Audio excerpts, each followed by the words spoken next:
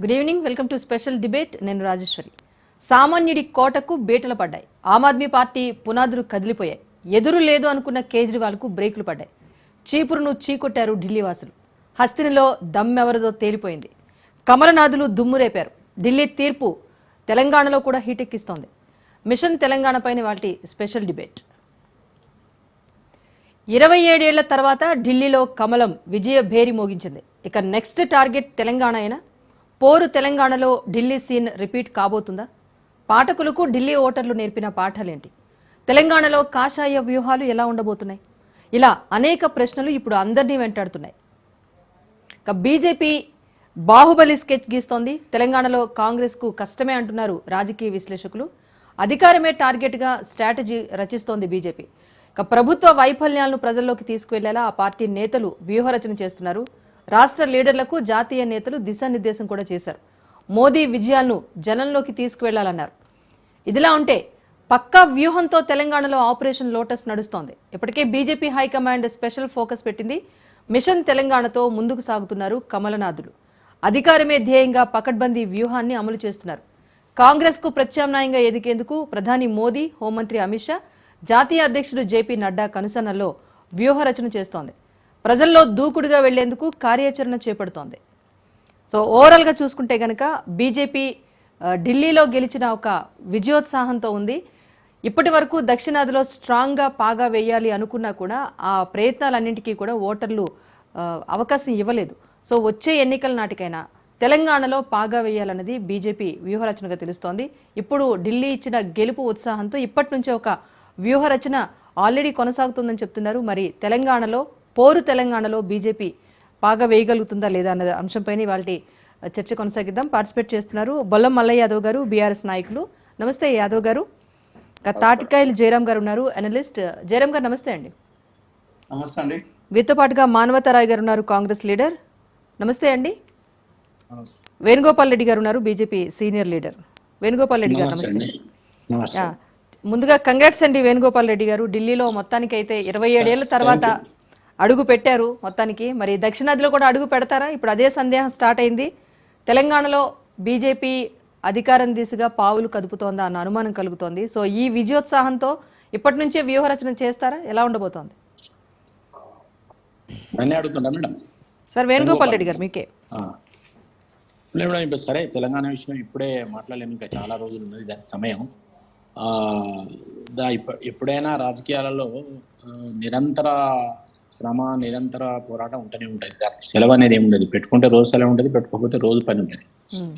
అయితే తెలంగాణ విషయంలో నిరంతరం నడుస్తూనే ఉంటుంది, దానికి ఏం బ్రేక్ అనేది. కానీ వాళ్ళ ఢిల్లీలో జరిగిన ఎన్నికల్లో మాత్రం మేము 9 గెలిచినాక 9 దాకున్నాక తర్వాత మళ్ళీ సెకండ్ సారి మేము 2013లో కాంగ్రెస్ ఓడిపోయిన తర్వాత కూడా మేమే నంబర్ 1 పార్టీ. 33 సీట్లు మాకు వచ్చినాయి, కాంగ్రెస్కి 8, తర్వాత 28 ఎవరికి మన యాప్కి వచ్చినాయి. కానీ అప్పుడు 49 రోజులు ప్రభుత్వం తర్వాత మళ్ళీ వారు రిజైన్ చేయడం, కాంగ్రెస్ తో పడక, తర్వాత మాకు ప్రభుత్వ అవకాశం వచ్చిన ఇండిపెండెంట్ ఇద్దరు సపోర్ట్ చేసినా కూడా మేము గవర్నమెంట్ ఫామ్ చేయకుండా ఫ్రెష్గా మళ్ళీ బొటాబొట్ ఎందుకు అని గెలవడం వల్ల కొంత యాప్కు సంబంధించి అరవింద్ కేజ్రీవాల్ ఒక ఉన్నత విద్యావంతుడు, అవినీతిని తొలగిస్తా అంటున్నాడు, పేద ప్రజలను ఆదుకుంటా అంటున్నాడు, ఫ్రీ విద్య, వైద్యం, అనేక రకాల కొంత ఆశలు ప్రజలు చెప్పడం వల్ల ఆ రోజు ఆయనకు 2 జాతీయ పార్టీలను వెనక్కునేట్టు వాళ్ళకి ఇచ్చిండ్రు. అప్పుడు మాకు కేవలం 3 సీట్లు మాత్రమే వచ్చినాయి, 67 సీట్లు వచ్చినాయి. 67 సీట్లు వచ్చినాయి. అయితే వచ్చిన తర్వాత మళ్ళీ తర్వాత కూడా రెండోసారి కూడా అవకాశం ఇచ్చిండ్రు పార్టీకి. ఇచ్చిన తర్వాత కూడా మరి దీన్ని నిలుపుకోవడంలో ఆ పార్టీ విఫలమైందని దాంట్లో ఎవరికి రెండో అభిప్రాయం లేదు. ఎందుకంటే వాళ్ళు ఇచ్చిన హామీలు నెరవేర్చకపోవడం, ఏ అవినీతికి వ్యతిరేకంగా అయితే వాళ్ళు వచ్చిందో అదే అవినీతిలో కూరుకుపోయి లిక్కర్ స్కామ్లో వాళ్ళు ఇద్దరు అప్పటి ముఖ్యమంత్రి, ఉప ముఖ్యమంత్రి జైలు పోవడం, తర్వాత ఇచ్చిన హామీలు నెరవేర్చకపోవడం, త్రాగునీరు కానీ లేదంటే ఇతరత్ర పొల్యూషన్ కానీ, సరి అయిన వైద్యం అందక చెప్పినట్లు రకరకాల అవినీతి, తర్వాత ఈయనే డెమోక్రటిక్గా ఉండ కనీసం సొంత ఎమ్మెల్యేల మంత్రులనే కలిసే పరిస్థితి లేకుండా ఉండడం, ఇవన్నీ అనేక రకాల రుగ్మతల వల్ల దాని మీద యాప్ మీద ఒక వ్యతిరేకత పెరిగింది. ఆ వ్యతిరేకతతోని ఈ ఎన్నికలలో వారు ఓడిపోవడం జరిగింది. వాళ్ళ వ్యతిరేకతతో పాటు ఇంకొకటి ఏమిటంటే ఈసారి మైనార్టీలు కూడా మాకు బీజేపీకి ఓటేసింది. రెండోది ఏంటంటే మేము నరేంద్ర మోడీ ఏదైతే మేము ఆ అభివృద్ధి నమూనా ఏదైనా దేశంలో గత 10-11 ఏళ్ళ నుంచి మేము చేస్తున్నామో అది మేము పూర్తిగా నెరవేరుస్తామని ప్రజలకు హామీ ఇవ్వడం, అరవింద్ కేజ్రీవాల్ లేనిపోయిన అబద్ధాలు ఆడడం, అక్కడ ఏదో అమోనియా కలిపినడం, ఒక విష ప్రచారం చేయడం, అలాంటి నిన్న కూడా అప్పటికప్పుడు 15 మందిని కొనుగోలు చేస్తానని, అసలు ఎవరు గెలుస్తారో తెలియదు. వెంటనే ఏసీబీ పంపించి ఎవరు కొనుగోలు మాట్లాడిన ఫోన్ నంబర్ లేని వాళ్ళ పేరు చెప్పి నరేజ్ చేస్తామంటే వాళ్ళు తలపేసుకొని లోపల రానియకపోవడం, ఇలాంటి ఒక ఉన్నత విద్యావంతుడు అయి ఉండి కూడా 10 సంవత్సరాలు ఉండి అబద్ధాలు ఆడడం, లేకపోతే మభ్య పెట్టడం, ఎప్పటికప్పుడు ఇదంతా చేయడం వల్ల ప్రజలలో కూడా అసహ్యం పెరిగింది, అవినీతి మొదలైన అంశాల మీద. ఇప్పుడు బాగా ఏది ఆయన కట్టుకున్న ఇల్లు మీద కూడా ఒక నెగిటివ్ ఏంటంటే ఎన్ని ఆదర్శాలు చెప్పొచ్చి 45 లక్షలు పెట్టి సొంత ఇల్లు కట్టుకోవడం, ఇలాంటివన్నీ చాలా చాలా విషయాలు వాళ్ళ మీద నెగిటివ్ రావడం జరిగింది. దానివల్ల అదొక అంశం. మాకు పాజిటివ్ ఏంటంటే బీజేపీ గత కార్పొరేషన్ మా చేతుల్లో ఉంది అంతకుముందు, తర్వాత మేము నిరంతరం పనిచేసుకుంటూ వస్తున్నాం. దాంతోపాటు మేము ఇచ్చిన నరేంద్ర మోడీ యొక్క గ్యారంటీస్ కానీ, నరేంద్ర మోడీ ఏదైతే అభివృద్ధి విషయం, సంక్షేమం విషయంలో, ప్రధానంగా ఢిల్లీలో పొల్యూషన్ విషయంలో, మిగతా అంశాల్లో ఖచ్చితంగా మేము నెరవేరుస్తాం. 2 దిక్కుల గవర్నమెంట్ ఉన్నప్పుడు ఆయన రెగ్యులర్గా లెఫ్టినెంట్ గవర్నమెంట్తో గొడవలు పెట్టుకోవడం, ఏ గొడవ లేకుండా అటు బీజేపీ కేంద్రంలో రాష్ట్రం ఉండడం వల్ల మేము తప్పనిసరిగా అభివృద్ధిని ముందు కొనసాగిస్తాం, సంక్షేమాన్ని కొనసాగిస్తామని చెప్పడం జరిగింది. ఇవన్నీ కూడా మేము ఇచ్చిన హామీలు ప్రజలు నమ్మడం జరిగింది. దాంతో మేము సామాజిక సమతుల్యం పాటించడం, ఇవన్నీ కూడా కొన్ని తీసుకొని చేయడం వల్ల మాకు ప్రజలు నమ్మి మాకు పట్టం కట్టింది అనేది మేము విశ్వసిస్తున్నాం. మేము వచ్చిన రిజల్ట్ ను బేస్ చేసుకొని ఖచ్చితంగా మేము ఇచ్చిన హామీలను నెరవేర్చేందుకు కూడా మా యొక్క శాయశక్తుల ప్రయత్నం చేస్తాం. అది ఏది మోడీ గారు కూడా వెంటనే ట్వీట్ చేశారు, ఖచ్చితంగా నేను ఇచ్చిన హామీలు నేను ముందుకు తీసుకుపోతా అని చెప్పి ప్రజలకు కృతజ్ఞతలు చెప్పారు ప్రధానమంత్రి గారు. కాబట్టి మేము ఆ విషయంలో ముందు తీసుకుపోయాం. అంటే మొత్తానికి డబుల్ ఇంజిన్ సర్కార్ వైపు ప్రజలు మొగ్గు చూపించారు. అట్ ద సేమ్ టైం కొంచెం కాంగ్రెస్ తో ఉన్న విభేదం అనేది కొంచెం ఆప్ మైనస్ అని చెప్పాలండి. ఇది కూడా అది కాదండి, అట్లా ఒక విషయం. మీరు కాంగ్రెస్ మధ్యలో ఎందుకు పట్టుకొస్తారు? ఇప్పుడు ప్రభుత్వ వ్యతిరేక ఓటు కూడా కాంగ్రెస్ పంచుకున్నది అనుకోవచ్చు కదా. ఇప్పుడు కాంగ్రెస్ ఒక నేషనల్ పార్టీ, తనకు పోటీ చేసే హక్కు ఉంది, అది పోటీ చేస్తుంది. దాని ఓట్లు దానికి వస్తాయి, దీని ఓట్లు దీనికి వస్తే మా ఓటు మా. కానీ లేదులేండి, అరవింద్ కేజ్రీవాల్ ఓటమి, మనీష్ సిసోడియా ఓటమి క్లియర్ గా తెలుస్తుంది కదా. పోలైన శాతం బట్టి చూస్తే క్లియర్ గా తెలుస్తుంది. అంటే ఒక జాతీయ పార్టీ పోటీ చేయదని కోరుకుంటారా? మరి ఇప్పుడు వాళ్ళ రైట్ కదా పోటీ చేయడము. అది పోటీ చేయడం వాళ్ళ నైతికతే. కాకపోతే మీరు అన్నట్టు కూటమితో అదెందుకు విశ్లేషణ, నేనేమంటున్నా అంటే అదెందుకు విశ్లేషణ చేస్తారని నేను అంటున్నా. ఎందుకంటే కాంగ్రెస్ పార్టీగా తన హక్కు పోటీ చేయడం, తనకు వచ్చే ఓటు తనకు వస్తాయి. ఇప్పుడు మీకు ఒక విషయం చెప్తా, 6 నెలల కింద కాంగ్రెస్ ను యాప్ కలిసి పార్లమెంట్ లో పోటీ చేసినాయి కదా, మరి ఒక్క సీటు గెలవలేదు. అట్లా ఓటు ట్రాన్స్ఫర్ కాదు, అది ఎవరి ఓటు వాళ్ళకే ఉంటాయి. నేషనల్ పార్టీగా తన పోరాటం తను చేస్తుంది, మా పోరాటం మేము చేస్తాం. కానీ అవి 2 కలిస్తే ఇది ఓడిపోయేది అంటే వాళ్ళు కాంగ్రెస్ పార్టీ పోటీ చేస్తే యాప్ ఓటు చీలిపోయిందని చెప్పడం రాంగ్. ఎందుకంటే నీకు ప్రభుత్వ వ్యతిరేక ఓటు కూడా చీలింది అనేది గుర్తుపెట్టుకోవాలి. ఇప్పుడు కాంగ్రెస్ కూడా 6 చిల్లర ఎంతో ఓట్లు వచ్చినట్టున్నాయి. ఇప్పుడు లేటెస్ట్ నేను చూడలేదు ఇంకా. కాబట్టి కాంగ్రెస్ కూడా కొంత జరిగింది. కాబట్టి అది ఆ పార్టీ రైట్ వాళ్ళు పోరాడుతుంటారు. దానికి దీనికి ముడిపెట్టి వాళ్ళు చేయబట్టి వీళ్ళు ఓడిపోయాను అనేది చేయడం ఏదో డెమోక్రసీలో రాంగ్ సిస్టమ్, రాంగ్ ఆలోచన. రైట్, మాట్లాడదామండి. ఆప్ అధికార ప్రతినిధి విజయ్ గారు కూడా పార్టిసిపేట్ చేస్తున్నారు. రైట్, మిషన్ తెలంగాణ అనే అంశంపైన చర్చ అయితే కొనసాగిస్తున్నాం. ఆప్ అధికార ప్రతినిధి విజయ్ మల్లింగ్ గారు కూడా పార్టిసిపేట్ చేస్తున్నారు. విజయ్ గారు నమస్తే అండి. నమస్తే అండి. ఎస్, చెప్పండి. మిత్రధర్మం పాటించినందుకు చెల్లించుకున్న మూల్యం అనుకోవాలా, లేకపోతే నిజంగానే ఢిల్లీ ప్రజలు ఆప్ను వద్దనుకున్నారా, కేజ్రీవాల్ను చీకొట్టారా? అసలు ఏం చెప్తారు మీరు ఇప్పుడు రిజల్ట్స్ చూశాక? మొదటిగా ఢిల్లీ ప్రజలు ఎవరైతే ఇంత పెద్ద ఎత్తున వచ్చి ఓటేశారో వాళ్ళందరికీ ధన్యవాదాలు తెలియజేస్తున్నాను. ఇంకోటి అట్లాగే మన బీజేపీ వాళ్ళకు కూడా we are congratulating them government form చేస్తున్నందుకు. అండ్ ఆమ్ ఆద్మీ పార్టీ అరవింద్ కేజ్రీవాల్ గారు చెప్పినట్టు ఒక కన్స్ట్రక్టివ్ అపోజిషన్ గా పనిచేస్తుంది. అండ్ ప్రజలు ఏదైతే బాధ్యత మా పైన పెట్టారో ఆ బాధ్యతని నెరవేరుస్తామని అరవింద్ కేజ్రీవాల్ గారు ఆల్రెడీ చెప్పడం జరిగింది.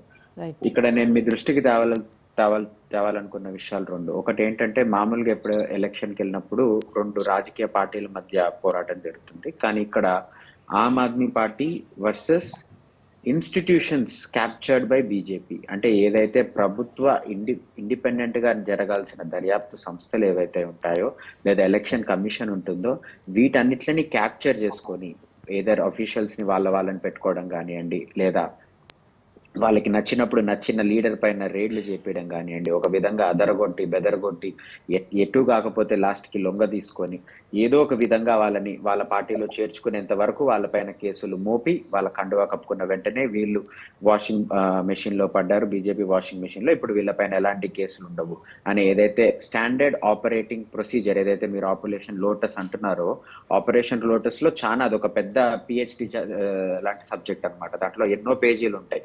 ఒకటేమో ఇలా గవర్నమెంట్స్ ని కూలగొట్టడం, ఇంకోటి ఎమ్మెల్యేలను కొనుగోలు చేయడం, ఇంకొకటి పార్టీలని చీల్చడం. సో ఇది ఎప్పుడు మన దేశ రాజకీయ చరిత్రలో ఇలాంటివి ఏమీ లేవు. సో ఇవన్నీ కొత్త పాఠాలు మనకు బీజేపీ ఇంట్రడ్యూస్ చేయడం జరుగుతుంది అనమాట. సో ఇవన్నీ ఎదుర్కొంటూ ఆమ్ ఆద్మీ పార్టీ పోటీ చేయడం జరిగింది. అండ్ మొదటిగా మీరు గమనించాల్సింది, ఆమ్ ఆద్మీ పార్టీ ఈసారి ఎన్నికల్లో గెలవకపోయినా ఎన్నికల చేసే విధానంలో గెలిచిందని నేను చెప్పుకోగలుగుతాను. ఎందుకు అంటున్నానంటే, ఎక్కడైనా మీరు బీజేపీ ఎలక్షన్లకి, స్టేట్ ఎలక్షన్లకి పోయినప్పుడు ఎప్పుడు చూడు ఓ 2 వర్గాలను విడగొడదామా, 2 మతాల మధ్య చిచ్చు పెడదామా, ఆ నిమిషాన ఏదో ఒక కొత్త విషయాన్ని తీసుకొద్దామని ఆలోచిస్తారు. లోకల్ గా స్ట్రాంగ్ గా ఉన్న ప్రాంతీయ పార్టీకి సంబంధించి అన్ని విషయాలు స్ట్రాటజికల్ గా తీసుకుంటుంది. ఇష్యూ బేస్డ్ పాలిటిక్స్ కి బీజేపీ ఎప్పుడు వెళ్ళదు. కానీ అదే ఢిల్లీకి వచ్చినప్పుడు ఇక్కడ ప్రజలు కాస్ట్ బేస్ చేసుకొని, రిలీజన్ బేస్ చేసుకొని వీళ్ళకి ఓట్ వేయరు అని తెలిసి ఇష్యూస్ పైన మాట్లాడింది. మేము ఒప్పుకుంటాం, ప్రజలు మాకు ఓటేయలేదు, మా పర్ఫార్మెన్స్ ఓట్ వేసిండొచ్చు, కానీ ఇష్యూస్ పైన మాట్లాడింది బీజేపీ. అది మా సక్సెస్ అని మేము చెప్తున్నాం.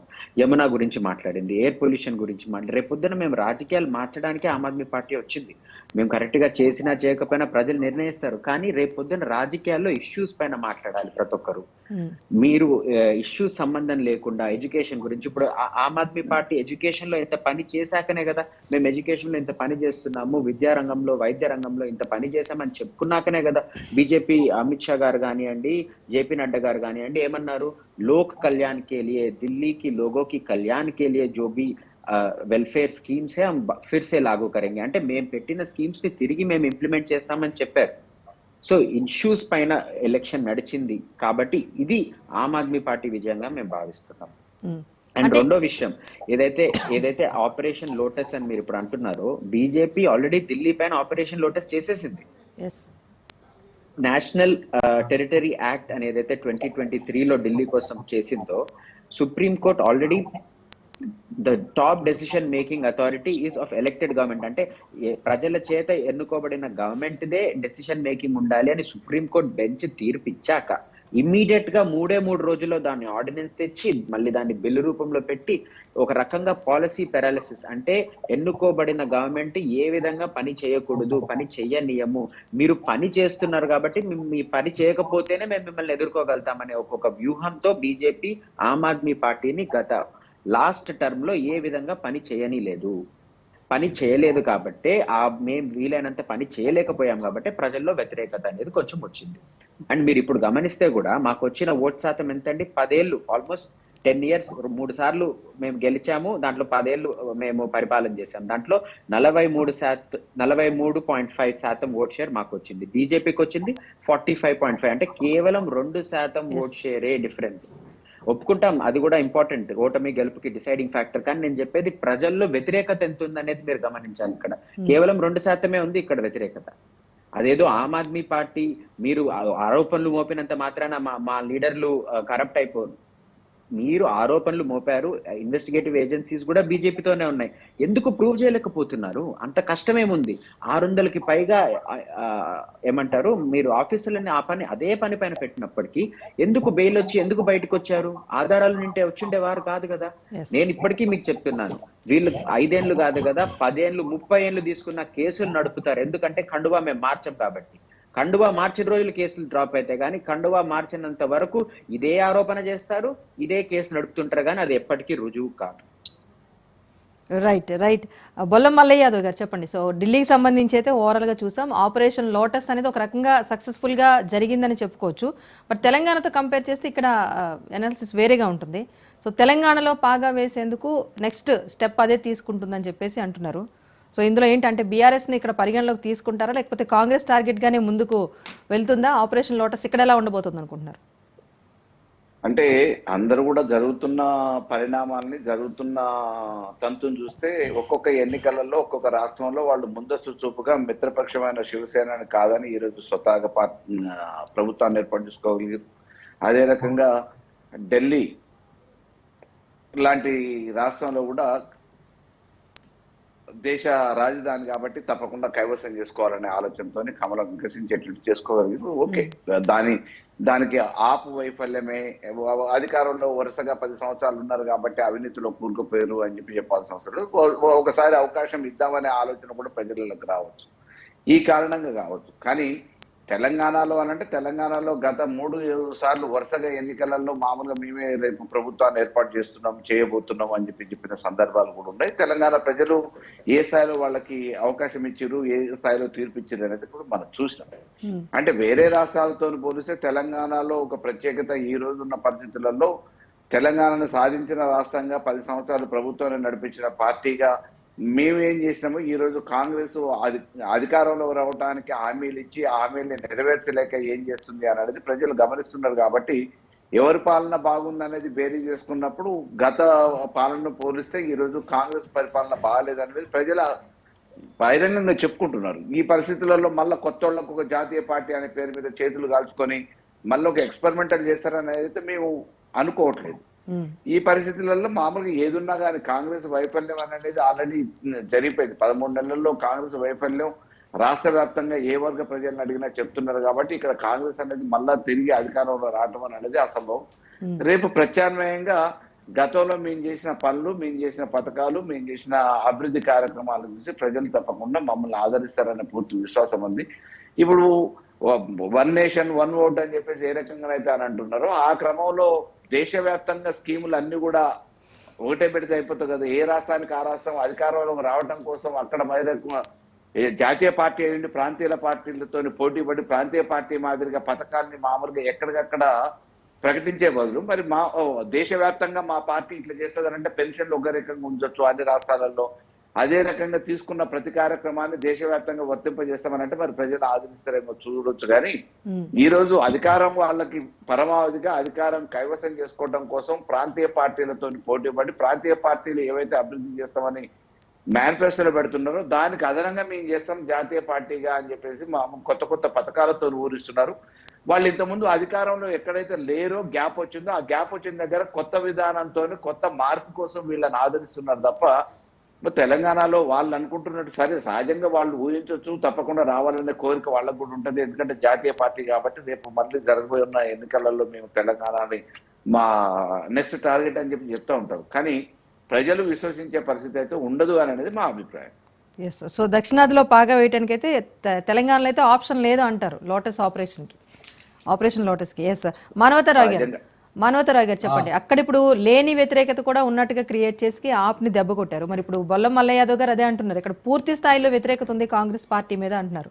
మరి ఇక్కడ ఏమైనా స్కెచ్ వేరేగా ఉంటుందా, లేకపోతే అక్కడలాగానే ప్రాంతీయ పార్టీ తాలూకా అంశాలని అడాప్ట్ చేసుకొని మళ్ళీ ఇక్కడ ఏమైనా టార్గెట్ చేయబోతున్నారా? కాంగ్రెస్ పట్ల ప్రజలు సానుకూలంగా ఉన్నారు. కాంగ్రెస్ వచ్చినటువంటి నష్టమే లేదు.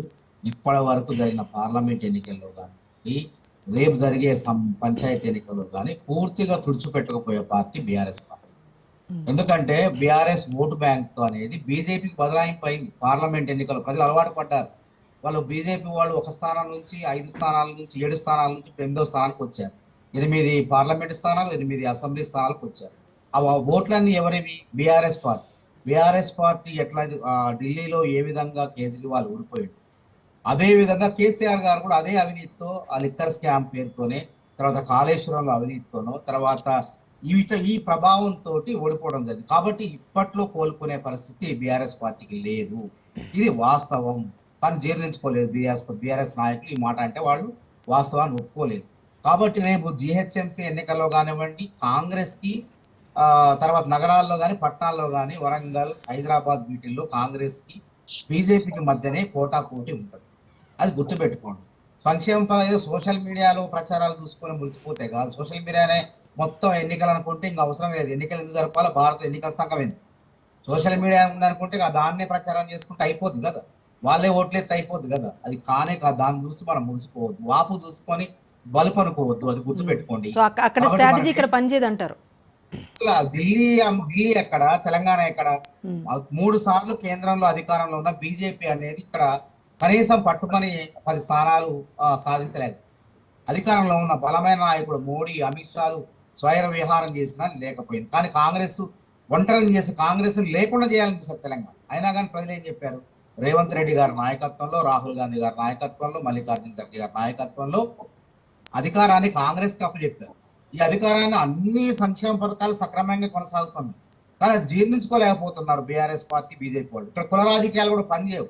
కులాల మీద, కుల పునాదుల మీద దేశాన్ని గాని రాజ్యాన్ని గాని నిర్మించలేమని చెప్పి ఎప్పుడో బాబాసాహెబ్ అంబేద్కర్ చెప్పారు. ఢిల్లీలో బీజేపీ ఎందుకు గెలిచింది? ఆప్ పార్టీ ఎందుకు ఓడిపోయిందంటే స్వయంకృతాపరాధాలు ఉన్నాయి ఆప్ పార్టీ. అరవింద్ కేజ్రీవాల్ గారు మామూలు వ్యాగనార్ కారులో, చిన్న కారులో వచ్చి అద్దాల భవంతిని అంటే 7 కోట్ల రూపాయలతో ప్రారంభించి దాదాపు 30-40 కోట్ల వ్యయంతో అద్దాల భవనాల్లో నివాసంగా ఏర్పాటు చేసుకోవడం ప్రజలు జీర్ణించుకోలేకపోయారు. అదేవిధంగా యమునా నదిని ప్రక్షాళన చేస్తానన్నారు. తర్వాత మురుక్కాల వ్యవస్థ ఘోరాతి ఘోరంగా ఉంది. మేనిఫెస్టోలో ఉన్న ప్రకారం చేయలేకపోయి ఏదో 2 మహిళలకు కానీ స్కూళ్ళని బాగు చేశారే కానీ మిగతా అంశాల్లో దాదాపు 80-90% అంశాల్లో విఫలమయ్యారని ప్రజలు గమనించారు. అదేవిధంగా ఈసారి అదేవిధంగా కేజ్రీవాల్కి లిక్కర్ స్కామ్ 2000 కోట్ల రూపాయల ఆదాయానికి గండిపడింది. ఢిల్లీ ప్రజల ఆదాయానికి గండిపడింది అని చెప్పేసి కేజ్రీవాల్ గారు, మనీష్ సిసోడియా గారు జైలుకు పోయారు. దాని ప్రభావం కూడా ఆ పార్టీ పైన పడింది. అయితే ఇంకా విషయం ఏంటంటే ప్రజలే ప్రత్యామ్నాయంగా ఏం చూసుకుంటారు? పార్లమెంట్ ఎన్నికల్లో బీజేపీ పార్టీ గెలిచింది. కేంద్రంలో ఏ పార్టీ అధికారంలో ఉంటే ఆ పార్టీకే ఓట్లు వేయటం సాంప్రదాయం. ఎందుకంటే అభివృద్ధి జరగాలన్నా, నిధులు రావాలన్నా కేంద్రంలో అధికారంలో పార్టీకి వేస్తే లాభం. అదే కాంగ్రెస్ వేయటం వల్ల ఉపయోగం లేదు. కానీ కాంగ్రెస్ పార్టీ ఇక్కడ లాభపడింది. ఓటు బ్యాంకు 2020లో 4.3% ఉన్నటువంటి ఓటు బ్యాంకు 7.4% వరకు పెంచుకోగలిగింది. అందుకే మేము ఒంటరిగా పోటీ ఇండియా కూటమిలో ఉన్నప్పటికీ ఒంటరిగానే పోటీ చేసి మా యొక్క ప్రభావాన్ని చూపినాం. మేము గెలిచినా ఓడినా బాధపడాల్సిన పనే లేదు. మాకు అవసరం గతంలో మేము ఏ స్థానాలు లేవు, గతం కన్నా పుంజుకుంది కాంగ్రెస్ పార్టీ. కానీ ఇక్కడ మనం తెలంగాణ గురించి, మిషన్ తెలంగాణ గురించి చెప్పుకుంటాం. మిషన్ తెలంగాణలో ఢిల్లీలో పప్పులు ఉడికినట్టు తెలంగాణలో బీజేపీ పప్పులు ఉడకబడి మళ్ళీ కాంగ్రెస్ పార్టీకి అవకాశం ఉంటుంది. ఎందుకంటే ఒకసారి చూడండి, దేశవ్యాప్తంగా కూడా కాంగ్రెస్ పార్టీ పుంజుకున్నది. ఎందుకంటే శాస్త్రీయబద్ధంగా చెప్తాను, 42 స్థానాలకు వచ్చింది. 42 స్థానాల నుంచి 55 స్థానాలకు వచ్చింది కాంగ్రెస్ పార్టీ, లోక్సభలో స్థానాలు. అదేవిధంగా రాహుల్ గాంధీ గారు కన్యాకుమారి నుంచి కాశ్మీర్ వరకు పాదయాత్ర చేయడం వల్ల 100 స్థానాలకు ఇప్పుడు లోక్సభలో ప్రాతినిధ్యం ఉంది. అత్యధిక రాజ్యసభ స్థానాలు ఉన్న పార్టీ కాంగ్రెస్ పార్టీ. అదేవిధంగా దేశవ్యాప్తంగా అత్యధిక సుమారు 650-700 ఎమ్మెల్యేలు ఉన్నటువంటి పార్టీ కాంగ్రెస్ పార్టీ. 300 స్థానాల్లో ఒకే ఒక పార్టీ బీజేపీని ఢీకొట్టే పార్టీ కాంగ్రెస్ పార్టీ. కాబట్టి మేము నెక్స్ట్ ఢిల్లీ పైన కేంద్ర ప్రభుత్వాన్ని కాంగ్రెస్ జెండా, భారతదేశంలో కాంగ్రెస్ జెండా ఎగరవేస్తాం. తప్పకుండా ఢిల్లీలో కూడా తర్వాత జరిగే ఎన్నికల్లో కాంగ్రెస్ అధికారంలో ఉంటుంది, కాంగ్రెస్ పార్టీ అధికారంలోకి వస్తుంది. మళ్ళీ తెలంగాణలో రేవంత్ రెడ్డి పరిపాలన స్వర్ణయుగం, నిరుద్యోగుల పాలిట స్వర్ణయుగం, రైతుల పాలిట స్వర్ణయుగం, సబ్బండ వర్ణాల స్వర్ణయుగం కొనసాగుతుంది. కాబట్టి తెలంగాణలో కాంగ్రెస్ పార్టీ అధికారంలో ఉంటుంది. బీజేపీ పార్టీకి ఏమన్నా ప్రతిపక్షంగా ఇచ్చే అవకాశం. విజయ్ గారు చెప్పండి, ఏంటి అబ్జెక్షన్? మీరు ఏమైనా సజెస్ట్ చేస్తున్నారా ఏంటి? కాదు, నేనేమంటున్నానంటే 2% ఓట్ షేర్ తో మేము ఓడిపోయామని మేము బాధపడుతుంటే 2% ఓట్ షేర్ పెరిగిందని మీరు ఆనందపడుతున్నారు. ఇంకా దానికి మించి నేనేం చెప్పలేను. అదే ఫస్ట్ అడిగాను, మిత్రధర్మం ఛేదించినందుకు చెల్లించుకున్న మూల్యం అని, అందుకే అడిగాను. సో ఇంకోటి మీరు అంటున్నారు ఢిల్లీలో 15 ఏళ్ళు మీరు చేశారే ఇక్కడ సీఎం గా ఉంది Congress party.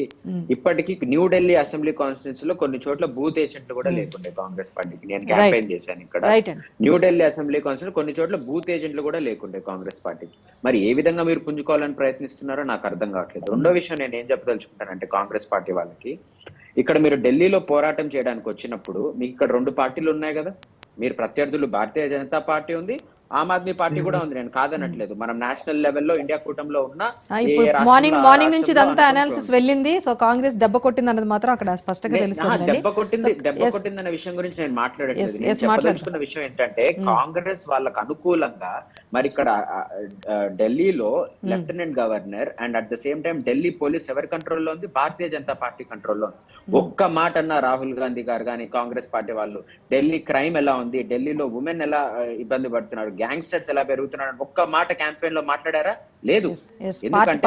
Party wise analysis అనేది అయితే ఉంటుంది. రీజనల్ పార్టీ ఆమ్ ఆద్మీ పార్టీ నేషనల్ పార్టీగా గ్రో అవుతుంది. గుజరాత్ లో మేము ఆమ్ ఆద్మీ పార్టీ ఎంటర్ అయ్యి కాంగ్రెస్ ఓడిపోయింది, హర్యానాలో కూడా ఓడిపోయింది, పంజాబ్ లో కాంగ్రెస్ ఓడించి ఆమ్ ఆద్మీ పార్టీ వచ్చింది. కాబట్టి ఆమ్ ఆద్మీ పార్టీ అంటే మాకు గండము అని తెలుసుకొని ఎలాగ వీళ్ళని పక్కకి నెట్టేద్దాము అని బీజేపీ రైట్. ఓవరాల్ గా పార్టీస్ నుంచి అయితే ఈ వ్యూ అని చూసాం, ఒక్కొక్కరు మాట్లాడుతున్నారు. సో ఢిల్లీ స్ట్రాటజీ అనేది తెలంగాణలో వర్కౌట్ కాదు అని చెప్తున్నారు. మరి అనలిస్ట్ ఏమంటారో అది కూడా తెలుసుకుందాం.